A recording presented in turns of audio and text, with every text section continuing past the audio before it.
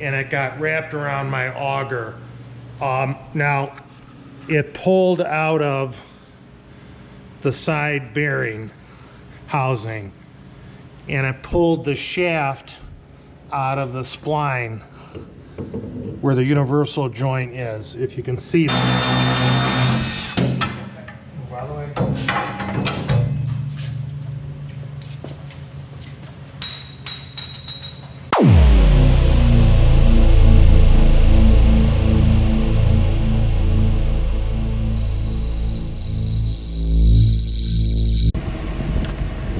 It's January 30th, 2019, and we're probably in the middle of the worst snowstorm we've had, probably at times classified as a blizzard, in 3 years. And you can watch this drone as it gets pushed away from the tractor. I'm not doing that. The wind is pushing it away from the tractor, and I recover it at this point. I would say the winds peaked at about 35 miles an hour. It was snowing when I did this video. You can see the snowflakes if you look close enough. You can see the snowflakes falling. Now, my neighbor his neighbor's son had gotten his car stuck off his driveway. The snow was it was snowing so hard that he couldn't see that he was driving off the driveway. And I was going over with my snowblower to remove some of the snow from behind the car and come back and pull the car out with a truck when conditions got a little better. Now, even though I asked my neighbor, is there anything buried in the snow that would be ingested into my snowblower? I remember him saying there wasn't. I thought that I saw a strap behind this car or SUV at one time. So this is all blamed on me. I should have known better. As I'll mention later in the video, I broke a cardinal rule of mine in snowblowing. Don't blow where you don't know what's on the ground or the area. And I thought there was a strap behind this car, and I probably should have walked it, kicked around the back of the car with my boots before I started snow blowing. And sure enough, I start removing the snow. I'm feeling good. I'm helping a neighbor, and the strap gets wrapped around my auger and stalls the tractor. Now, I'm not sure if it actually stalled the tractor or when it bogged down, I let off the PTO switch, which I know when I was reversing, people are going to comment about. Now, my mistake. When it stalled, I backed up, and the strap pulled the auger out of my snowblower body. My fault. 2 mistakes. Snow blowing where I didn't know the area. Number 2, when it stalled, for whatever reason, the PTO switch or the auger got bound up. I shouldn't have backed up. I'll never do that again. I should have got out of the tractor, made sure it was shut off, and went to the front and explored what had happened. If I would have done that, when it stalled, if I would have left the tractor where it was, there would have been no damage to the auger whatsoever. Another lesson to learn from this, the last several weeks I've started carrying a knife with me all the time. I want to say it's about a 5-inch blade knife. My dealer gave it to me. It's a Klim knife, and thank God I had the knife, because it was nice that I could just cut the strap. And as they say, I'm not sure if they said it in horse racing or the early pilots said it when they were flying planes, the auger was broken, the drive shaft was disconnected, and it was time to head back to the barn and see if I could repair this snowblower, which at the time I thought, what a disaster. I didn't know that I could repair it, but I was sure as hell was going to try. What a disaster to lose your snowblower during one of the worst snowstorms that you've had in 3 years. And this doesn't document the full repair of it, but you can see a little bit what we had to do to get it fixed. I'm thankful that I had engineer Dave on the way over to give me a hand. He had knowledge of the bearing at the end of the shaft, the auger shaft. I did not, and also my son helped get the auger back on. In the snow, there was a strap buried in the snow, and it got wrapped around my auger. Now, it pulled out of the side bearing housing, and it pulled the shaft out of the spline where the universal joint is. If you can see that, I'm sure you can see it. So what I'm going to do is, I have the snowblower up as high as I can get it off the floor, and I have a jack under it to hold it if there's hydraulic leakage. What we're going to do is unbolt this bearing housing assembly on the side of the tractor and pull, maybe loosen these bolts here and here, and try to get that housing around the bearing, and then slide it back into position and rebolt it up, and at the same time putting the spline back in the universal joint assembly. See the spline here? So what I'm going to do, engineer Dave is on his way over. He's got a very good mechanical mind. The two of us work great together. I think I'm very fortunate. I don't think there was even enough pressure on it to break the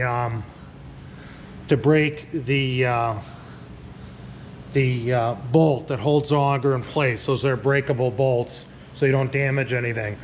So and the shaft looks very straight. So I'm trying to think of a way to get the snow all off the snow blower, because I don't want Dave to freeze his hands. Hot water. I got a hose here. The garage door is dirty, so I'm going to spray this down with a hose, and that will help warm it up, and then we can start working on it. By that time, Dave will be here.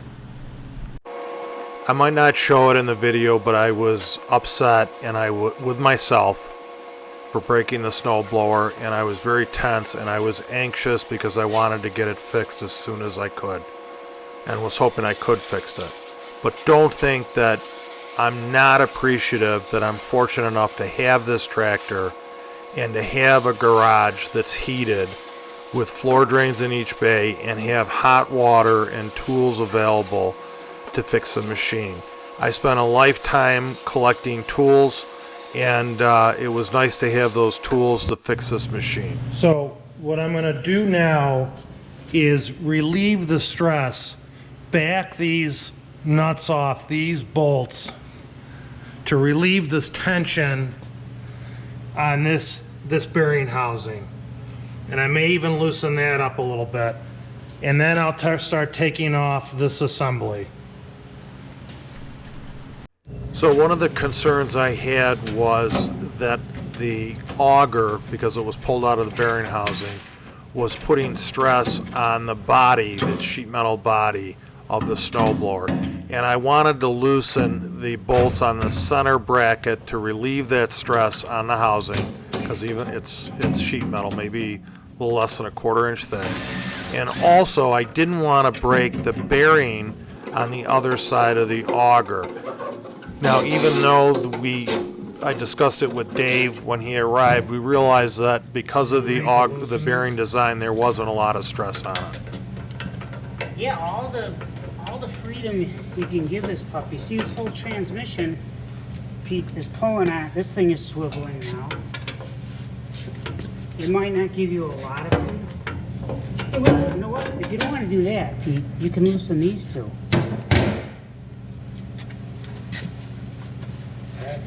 Because this is a spherical bearing. But it begs the question, do you have to loosen them at all?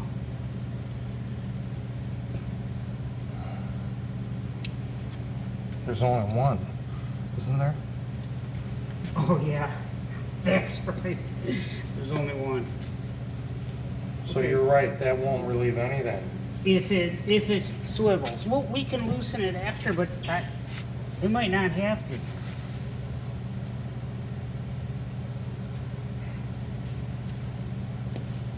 It depends on how tight this is. In the max, they could swivel. So let's attack that. Pete. Why don't we just take this off, put this back together again, and go straight in? Is it? Because I don't, Is there a bar? there's a shaft, yes. Yes. I don't, It has to be a pilot. Yeah, you're right. So we can't. Yeah, but then hang on. This has to have a gap. Yeah, okay. This gap is designed. So it turns out we didn't have to remove the shear pin. We did get into a debate whether to remove the center bracket that holds the auger onto the snowblower or unbolt the auger from the bracket. And we decided to remove the entire bracket because I'd already loosened the bolts from the snowblower, get the auger on the ground, and release the bearing from the drive shaft.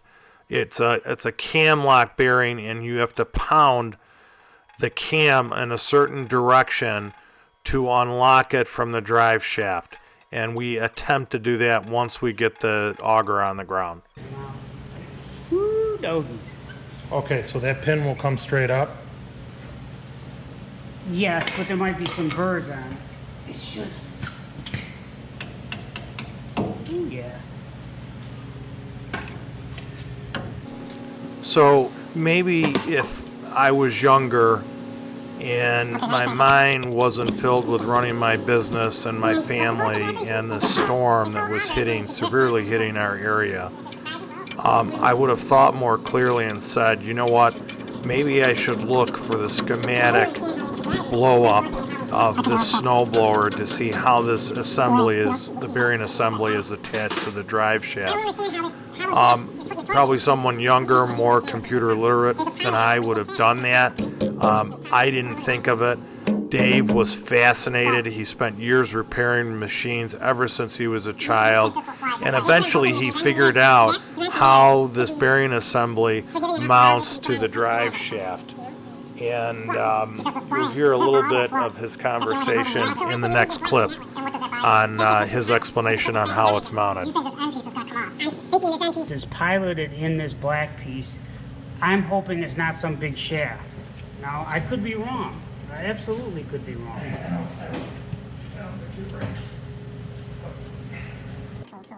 So, hats off to John Deere again. I know some of my viewers comment they're critical of John Deere and this snowblower, that it's not as good as a Kubota snowblower. They may be right. It's not as good as a Radtech Canadian-made snowblower. They may be right, and I'm actually going to research the Radtech snowblower to see if they make one that will fit on this machine. I appreciate that suggestion. But they designed this so that it could have a catastrophe like I just caused by pulling the auger off the snowblower housing, and it wouldn't break components like the drive shaft, the auger drive shaft, and the transmission assembly for the auger. And we finally came to and that's a bit of engineering. Decide something that's going to break but not be a catastrophic break where it's rebuildable. Hats off to John Deere. So in the end, we decided that both bearing housings on the left side and right side of the auger had to be removed to get the auger out. So we removed them, and we took the auger out and put it on the ground, and we're going to try to get the flange, the band flange, the bearing flange back around the bearing, because the flanges that hold the bearing in place, they're cupped, so they can only go on one side of the bearing. One flange goes on one side, another flange goes on the other side. And I'll show you that flange that got damaged. So we came to the conclusion we're going to get this thing off the snowblower, going to put it off the ground. And Dave had an idea. He knew how the bearings went on, and we were going to pull the bearing off so we could put the flange on the inside of the bearing and then put it back on the snowblower. Okay. So that was our goal with this during this big debate, and eventually it comes off. Don't do it yet.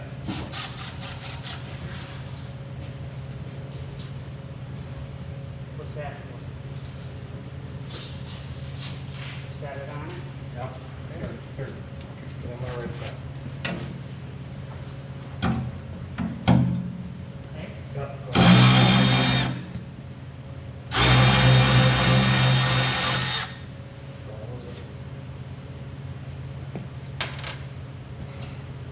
This is where it's gonna get loose. You think it's that heavy?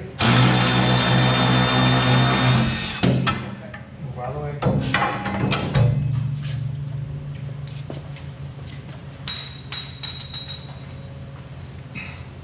Can you rotate that up so it's not on the shaft? Well, it's gonna take too long. Alright, very good. So we have to take the bearing off the end of the auger drive shaft, and to do that we need to loosen an Allen screw that's holding the bearing cam in place. And then there's a hole where Dave is experimenting tapping the cam bearing forward and backwards to figure out which way that it loosens. And we put some penetrating oil on, we heat it up, and he did find we did loosen the cam bearing lock. It did rotate, and now we're ready to pull the bearing off with a puller.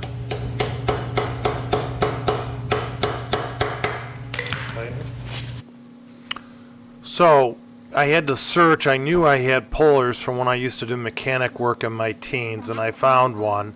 Dave had the same puller, and it was a cheap off-brand puller.